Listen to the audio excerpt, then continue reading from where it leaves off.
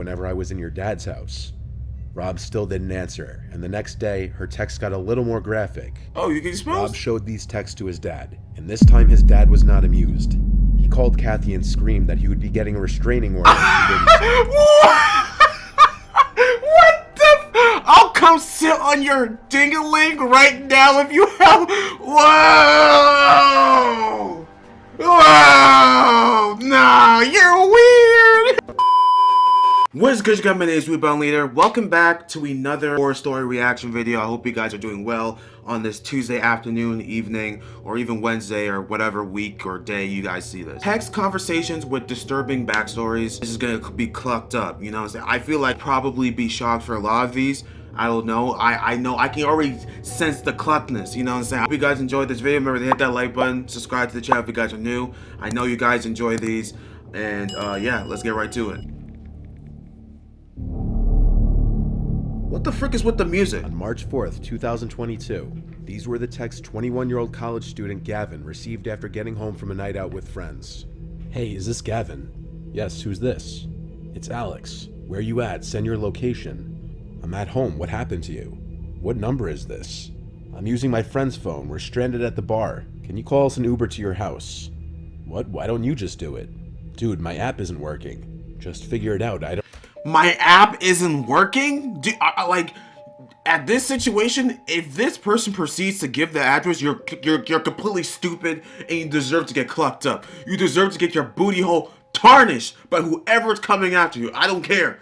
I don't freaking care. You can't say my app isn't working. That's not a thing. That's not a thing. This happened in 2022, this year? Okay. Send your address.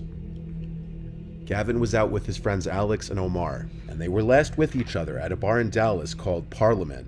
Okay. The trio was getting ready to wrap up the night, but Alex stayed behind when he saw other friends at the bar. So Gavin and Omar went home, and about an hour passed with no contact between the three. That was when Gavin received the text from the random number, and as you see, they claimed to be Alex using his friend's phone. Nope. Alex had lost his phone, and he was using his friend's phone, who Gavin apparently had never met before. Nah. He was asking Gavin to call him an Uber, since according to him, we haven't even met. Working on his phone. Gavin refuses, basically noting how silly that sounds, and tells him to call his own. The conversation picks up here, where Alex agrees to apparently call his own Uber and asks for Gavin's address. Gavin stated that this was around the time he was becoming slightly suspicious. Why did you give the address? Did you really give the address? Oh, you're so freaking stupid. But he still gave his address, however not without making a comment about how he should memorize his address by now. He says he cut him some slack. Oh, wow. You gave him the address to... Oh, you gave him the address to someone else. You clucking your own friend up. Oh, okay. Gavin asked him why he was using his friend's cell phone, to which he got a response that Alex lost his phone. He then lets them know that they're on their way, and when Gavin asks Alex if he knew his friend, he responds, nah, he's cool though. 10 minutes later, the number sends a text that truly starts to make the conversation suspicious. What? Can we just come in through the front door when we get there? As if asking Gavin to leave the door unlocked. It was at this moment that he started to question everything about the interaction. From the first text being, hey, is this Gavin? To the asking Gavin to call them an Uber, to now the leaving the door unlocked. Yeah, he tried to call the number, but it rang and went to voicemail. He then tried to text and call Alex's number repeatedly, but it would just keep going to voicemail, and the text would just say delivered. Gavin stopped answering this foreign number now, and called his friend Omar to ask him if he'd heard anything from Alex, to which Omar said he had not. After reading Omar all of the texts, Omar agreed something was off. They looked to call the bar Parliament, but there was no number listed online to call. How? Around this time, the number texted Gavin again, saying, we're here, open the door. No! Gavin went to his door and looked through the peephole of the door. There was no one in immediate view though, which maybe at first would have implied it was all a prank. But when there was a knock at the door, Gavin checked the peephole again. There was still no one on the other side. Yo, call the police! The situation was setting in now for Gavin, as this was no longer just texts on a screen. Someone was actually on the other side of his door. So he asks, who is this? Straight to the point. They reply with simply, LOL.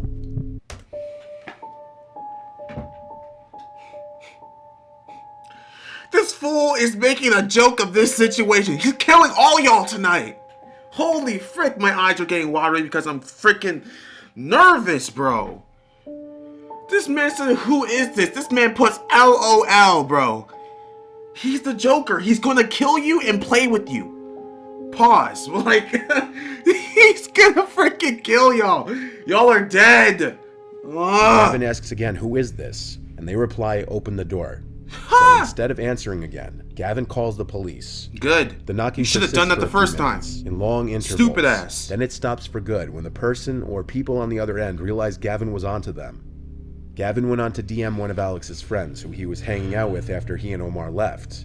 And almost instantly, the friend DM'd him back explaining that he, Alex, and their other friend were jumped by a big group of men in the street. What? They were all badly injured and went to the hospital. What? Alex's phone had been stolen. You got one bodied? of his friend's wallets and phone was stolen. Alex not having a password on his phone meant all of his info and conversations were accessible. Alex's friend helped him in getting his phone locked. The police report that Gavin would get from the police who came to his house would later help Alex in getting his service provider to replace his stolen phone for him. The lack of a password on the phone meant the thieves were able to gain information such as Alex and Gavin's conversation, where they would deduce that Gavin was home alone and an easy target. So if Gavin didn't catch on to the suspicious situation, he may have been opening his door to 2 or more people ready to attack him too and rob his house. The phone number that was being used to text Gavin turned out to be another stolen phone, therefore didn't help in finding the thief. Wow. The case regarding finding the thieves and assaulters remains open. That's crazy. They can get to you. They can come to your house anytime. Texts were received by an anonymous viewer from his dad's ex-girlfriend, who will be named Kathy for the purpose of this recounting. The viewer will be called Rob. The reason Rob's dad ended things with Kathy was because of her increasingly erratic and delusional tendencies. Her mental health sounds like someone I know. It sounds like someone I know. Kathy was because of her increasingly erratic and delusional tendencies. Yeah. Her mental health was declining for unknown reasons. Rob's dad was dating Kathy so for they about had to half a year. split it off, Rob's grandparents both passed away during that time. Rob's dad wasn't very open at first about how Kathy would start acting all paranoid about his son's dead grandparents. Oh. How she believed they placed a curse on her. Rob's dad cut ties with Kathy when the delusions got too ridiculous. Rob was left in the dark for the longest time about Kathy's delusions though, presumably out of embarrassment for having spent so much time with a supposed nutjob.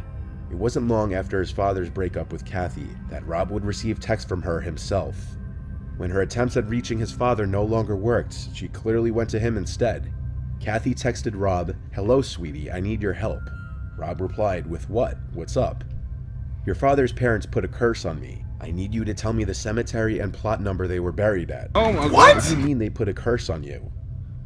I keep hearing their voices and having bad premonitions. Okay, so that's on you. That's on you. Go seek help. What the frick?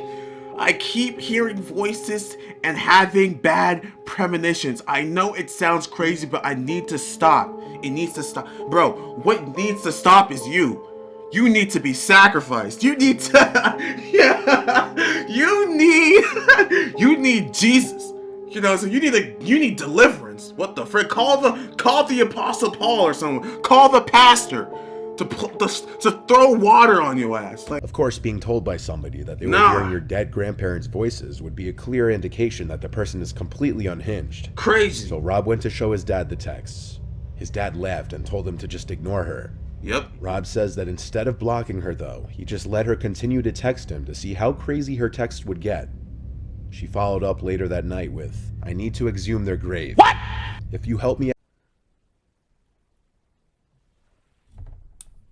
Exhume their grave? You're going to dig them up? You're gonna dig them back? Okay, nah. Yo, this girl crazy. "I know you've always checked me out whenever I was in your dad's house." Rob still didn't answer, and the next day, her text got a little more graphic. Oh, you can smell? Rob showed these texts to his dad, and this time his dad was not amused. He called Kathy and screamed that he would be getting a restraining order if he didn't stop. What the I'll come sit on your ding-a-ling right now if you help. Whoa! Whoa! Nah, you're weird. You're weird. Nah. Get this freaking crazy delusional clown the frick out of here. Get the restraining order prepared. You know what I'm saying? Get the police ready. The frick? Holy frick. Nah, boy. You got me all the way clucked up, boy. What? You said all this? I need to exhume their graves? If you help me, I'll sleep with you? What? I know you've always checked me out whenever I was in your dad's house. Huh? I'll come sit on your ding-a-ling right now if you help me. Bro, if these are not clear signs of a crazy-ass, delusional witch-ass female, then I don't know what to tell you. She's into freaking witchcraft, wizardry, wizardry. Freaking premonition type. She's into the whole, where's your sign? What's your sign? Oh, my sign Cancer. Like, all that type of nonsense. She's into that. She's a crazy-ass female. Stop. She's probably blonde too. He kept trying to call until he ended up blocking her number. That same night, while Rob's dad was asleep, Rob was still in his den watching a show when he heard the doorknob jiggling. He went through the glass atop the door. Do not tell me she came in. Fiddling with a knife in the key slot of the doorknob. What? He looked up at him and through the glass and started pleading with him to let her in. What? Rob called for his dad, and she started to scream no. When his dad came to the door, he screamed at her, and then went to call the cops. Kathy would scream back constant obscenities and threats, waving her knife in the air. What? She didn't leave, and police arrived to her still at the door with knife in hand. Oh, she crazy. Based on her coming to their house with a weapon and not leaving when asked, she was arrested, and Rob's dad filed for Hey, yo, get that feeble the frick out of... Clearly, Kathy was more than just delusional and was starting to suffer from some sort of mental illness, such as paranoid disorder. This does not mean she wasn't a danger to others, though, as well as herself, evident by the knife she brought to their house and attempting to break into their house. Luckily, no one was hurt. An 18-year-old girl named Leanna, living in Hoboken, New Jersey, was at a local bar with her friend on a Saturday. That's when she got a notification that someone was trying to send her a message on Instagram. Usually people disregard these message requests, as they're messages from people you don't follow back on Instagram. Facts, I get a lot of those on the freaking daily. Message requests are 9 times out of 10 men sending them flirtatious and often creepy messages. A lot of people don't ever check these messages. But sometimes when you get that notification that someone sent you a message request, curiosity gets the better of you. In this case, Leanna opened the DM, and it was from some random account with no profile picture and no followers, asking her if she was at McSwiggin's, a local bar in Hoboken. Right away, this is called... This is how you know this girl's stupid! I'm sorry for yelling, and I'm sorry for keep turning my head back and forth, but I'm paranoid right now. Leave me alone. Are you at McWiggins right now? Unknown user, no profile. What does she say? Yes! She says yes! You deserve to get clucked. You deserve to get clucked in the ass. Yes, who is this? You look good in the pink top. Aren't you 18 though? Shouldn't be in a bar. Bro, what the frick? What the frick is wrong with these females? What's wrong with this girl? Really? At 18, I was more wiser. I was more aware of the situation. I had someone do something like that to me, and I said, "Who are you?" No reply. That's it. If they go back and keep saying, "Aren't you in the pink top, or aren't you in the black freaking t-shirt wearing the freaking red hat?" I would be like, "Nope. The frickin' who are you?" For alarm, of course, because this would be coming from someone who knew where she was at that exact moment. Someone intentionally using a fake Instagram account. Leanna follows with, "Yes, who's this? You look good in that pink top. Stupid. Are you 18 though? Shouldn't be in a bar. I won't tell anyone though. Who is this? Just a guy who thinks you're really attractive." By this point, Katie assumes it's a prank by someone she knows, and asks who's messing with her. The person replies it's neither of the names she just mentioned. Upon Leanna asking for a selfie, the person replies, "Can't." The girls look around the bar for anybody that could be alone, mainly an older, predatory-looking man. Yeah. They saw a few men that appeared to be alone sitting at the bar. None of them were eyeing the girls, though. That's when she says, "Kay, bye, we're leaving." Moderately uncomfortable, the two girls leave the crowded bar and start walking. They go to another bar nearby, which is far less crowded than the first. They sit at the bar and order a few drinks, looking for young guys to talk to. When Katie's phone vibrates Desperate. again, and she gets another creepy message from the person. It said, "This is my favorite bar, good choice." So, you didn't even try to be aware of that there may be someone behind you? Like, you didn't even try to, like, make sure? Why are you going to another bar anyways? You knew someone was in your presence, a weirdo, and you went to another bar acting like the man can't follow you? Are you stupid? Nah, you're weird. Like, the freaking, I freaking get. I can't with these freaking humans, bro. I can't with these humans. They're stupid. What? If I was in that situation, I'm going home immediately with my girlfriend. Like, you know what I'm saying? What? Screw trying to go to another bar if a fool can follow me. We going home. And I'm checking all my surroundings. You start looking around the bar for someone who could be sending the messages. And as if he was looking to be found out, Katie saw a man sitting on the bar stool closest to the door, looking at her with a blank, wide-eyed expression. Heck She no. says the best way she could describe his appearance was the killer from the movie The Lovely Bones. What? Because of his glasses, hair, and mustache. Golly! Extended eye contact, to the point that it seemed the man was outwardly trying to be creepy, making it obvious who he was. The girls asked the bartender for help. Where's my Showed Bible? him the DM she was getting and then pointed at the man, who in response to being pointed at, started looking around the room, in any direction but towards the girls. The bartender went over and told the guy in a loud commanding voice to leave the bar without question, threatening to kick his ass if he didn't leave the girls alone. The man left the establishment, surely feeling at least some sense of embarrassment, as anyone would. No, he doesn't Katie care. and her friend stayed at that bar about half an hour, only to avoid running into the man outside. But Katie says their mood to stay out was gone after that creepy encounter. And Go they just back wanted home. to know who that was, or how he knew Katie and where she was at that moment. When the girls left, they began walking home. Walking? I'm taking an Uber!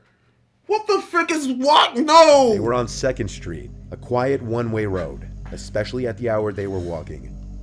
They were being mindful of their surroundings, making sure they weren't being followed.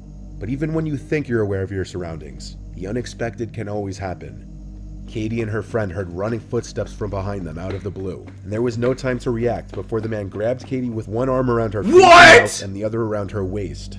He picked her up as she tried to scream and fight, and of course her friend did the screaming for her, and continued to hit at the man. The commotion caught the attention. You girls have no guns? You guys have no glizzies? You have no glizzies on you? You have no weapons on you? No pepper spray? No, 2 girls alone going...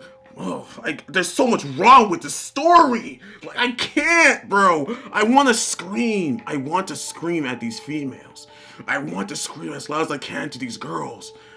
You're in a bar alone. 2 of y'all only. 2 females. 18 years old.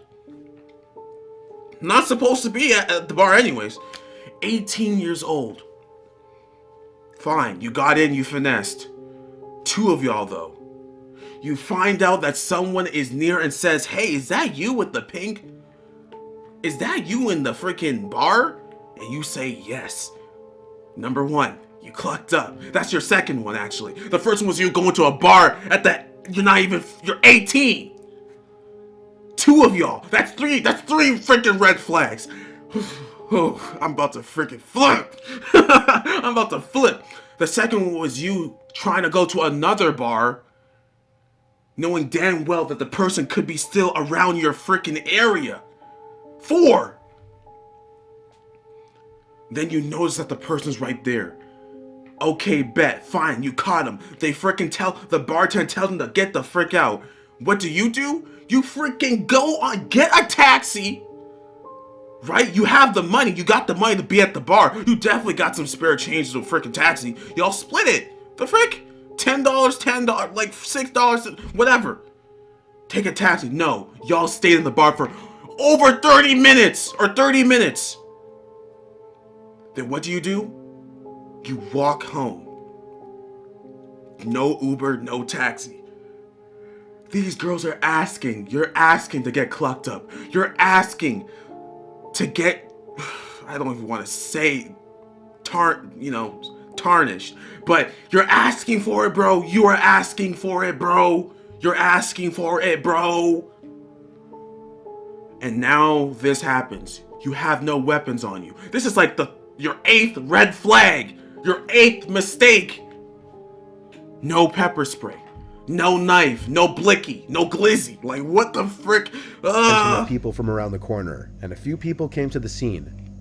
The man released his grip from the girl and walked away quickly. Nobody went after the man. The girls called the police there on the spot. Katie showed the police the DMs, and 2 witnesses backed up their story as well. A police report was made and a case was opened to find the man in question. Katie would speak to detectives at her home a few days later, who gathered all the information she could give.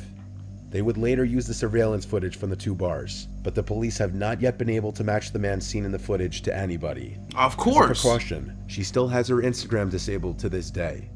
If someone is dedicated enough, they can find someone through their Instagram by keeping track of what places they go to in their pictures, what school they go to, and who they associate with. That's why it often is a good idea to keep your Instagram private. Yeah. True. True. It is good. Like, usually you would keep your Instagram private, yeah, for sure. I only take pictures usually like either home or if I'm at work, I might just take a little pic. But I'm with people, you know what I'm saying? I'm not, you know what I'm saying? I'm always freaking aware. Wow. Okay, so out of the freaking 3 stories that we did, right? Which one was the most clucked up one? The most stupidest one? The most pissed off, got you triggered? I feel like the last one, bro. I ranted my ass off because these people are idiots. 18-year-old females. I knew better at 18. I don't care. I know girls that were better at 18 that would they will beat a man's ass if they try to freaking, yeah, we don't play around here in Toronto. Like, come the frick on. You know what I'm saying? They got the blicky on. Oh, they got everything on deck over here, bro. Alright, I'll catch you guys later. Take care. I hope you guys enjoy. I hope you guys enjoyed the reaction. I hope I made you laugh a little bit, at least. But yeah, at least make you smile. I don't know. But I'll catch you guys later. Take care. Have a great day. Have a great week. And I'll see you guys later. Yeah. Peace. You win. Perfect.